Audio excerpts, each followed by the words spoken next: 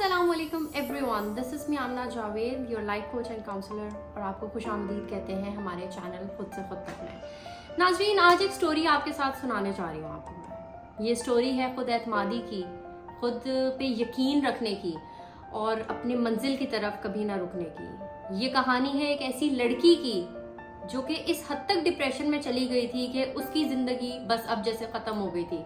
और फिर कहानी है उस जवाल से उठ के उस अरूज तक की जो दुनिया ने उसका देखा।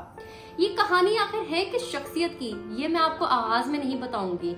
ये जानने के लिए आपको हमारे साथ वीडियो के एंड तक मौजूद रहना पड़ेगा। तो कहानी का आगाज़ करते हैं। ये कहानी है एक ऐसी लड़की की जो 1965 में इंग्लैंड में पैदा होती है। एक इंतहाई मिडिल क्लास मुतवस्तित तबके में पैदा होने वाली ये लड़की, जिसके माँ बाप की आमदनी बस इस हद तक थी कि सफेद पोशी में गुजारा हो सके। कोई जिंदगी की आसाइश नहीं, कोई ख्वाहिशात नहीं। जूं वो लड़की बड़ी होती है तो इब्तिदा में ही उसके वालिद का इंतकाल हो जाता है। उसके बाद उसकी वालदा जो है वो अकेले उसकी परवरिश करती हैं, यहाँ तक कि वो लड़की जो है वो 22 साल की हो जाती है और उसकी मदर को पता चलता है कि उन्हें कैंसर है। गोया उस लड़की की पूरी जो कुल कायनात थी उस टाइम वो उसकी माँ ही थी, और अचानक से उसकी माँ का इंतकाल हो जाना बकौल उसके कि जैसे आसमान उसके सर पे गिर चुका था। उसको पता नहीं लग रहा था कि खुदा ने उसको इस दुनिया में भेजा ही क्यों है, कि ना पैसा है ना कोई दौलत है, और जो माँ बाप जैसी एक नेमत थी वो भी उसके सर से चली गई है। उसने अपनी जिंदगी अकेले गुजारना शुरू की। हालात खराब से खराब तक होते गए। कोई वली वारिस नहीं, कोई पूछने वाला नहीं।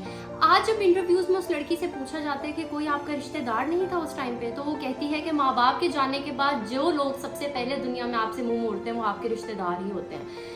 खैर, वो लड़की इंग्लैंड में रहती रही, इंग्लैंड में कुछ ना बन सका। फिर वो पुर्तगाल चली गई। पुर्तगाल जाने के बाद वहाँ उसने नौकरी का पेशा शुरू किया एज अ टीचर। टीचिंग करने लगी स्कूल्स के अंदर। उस लड़की को लिखने का शुरू से बड़ा शौक था। जहाँ बैठती थी कलम उठाती थी और कुछ ना कुछ लिखने बैठ जाती थी। पुर्तगाल में उसकी मुलाकात एक आदमी से हुई जिससे उसको मोहब्बत हो जाती है, और मोहब्बत जो है वो शादी में तब्दील हो जाती है। वो दोनों शादी करके खुशी खुशी रहना शुरू कर देते हैं। उनकी एक बेटी होती है, लेकिन वो आदमी उसको बहुत जल्द छोड़ देता है। उसकी गोया उसकी जिंदगी में तीसरा या चौथा बड़ा सान्हा था।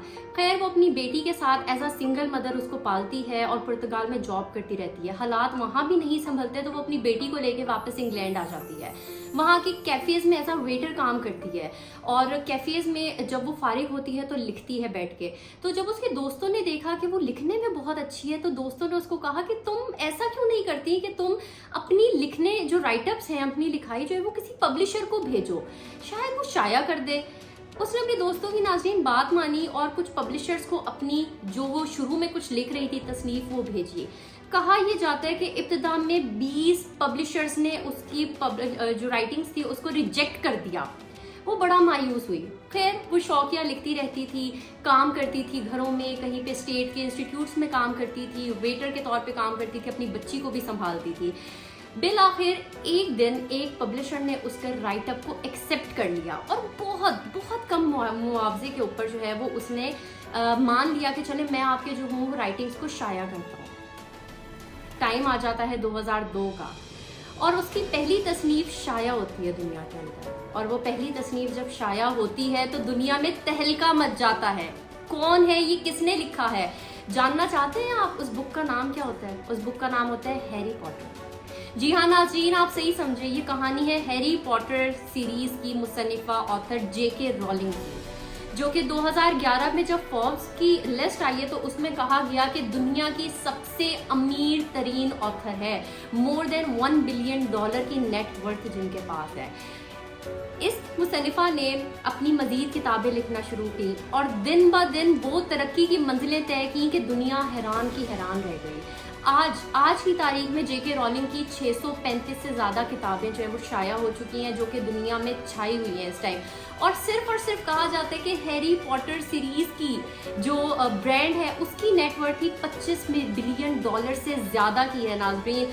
और यूं जेके रोलिंग, जो कि एक लड़की डिप्रेशन शदीद मायूसी में थी, जिसका बस नहीं चलता था कि वो कब अपनी जान ले ले और अपने आप को ख़त्म कर ले, और उस जवाल से उठ के उसने वो अरूज देखा दुनिया में कि आज उसको one of the most richest author के तौर पे जाना जाता है।